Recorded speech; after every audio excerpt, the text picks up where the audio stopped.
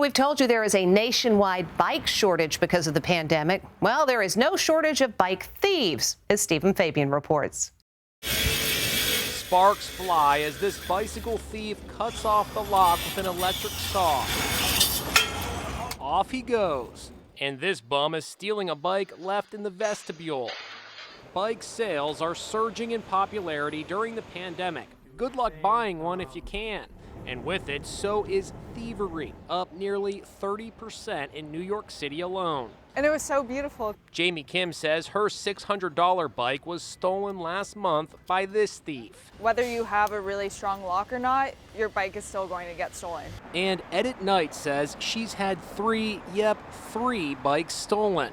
That's her bike, caught on surveillance video as the bandit rides off. What does that feel like when you come out and you just see your bike's been taken?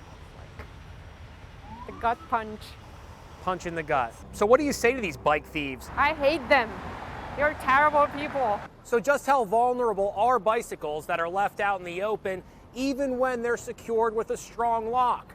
We decided to find out how long it would take for our bike to get stolen. Our producer left a high-end bike valued at $2,300 securely locked to a fence in Lower Manhattan. It's brand new and an enticing target for sure.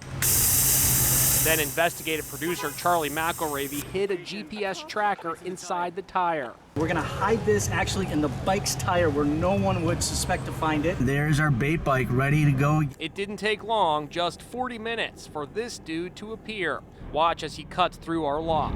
He's trying to crank it open right now. Then he circles back and rides off with it. With the GPS tracker, we trailed him through busy traffic. And now we're hanging a left on Broadway. His path took him 3 miles up to 32nd Street near the Empire State Building.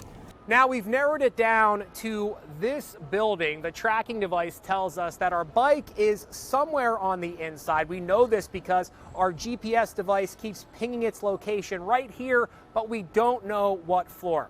Now, we're not going to call the police because we know they have better things to do, but we're going to keep an eye on that GPS location to see if and when this bike starts to move. A lot of these things are in broad daylight. It's pretty brazen. Joseph Nocella, who runs 718 Cyclery in Brooklyn, thinks the thief is probably stealing more bikes until he's got enough to move them out of state to resell. Once the pandemic started, it's almost every day where someone's coming in describing a bike that's been stolen.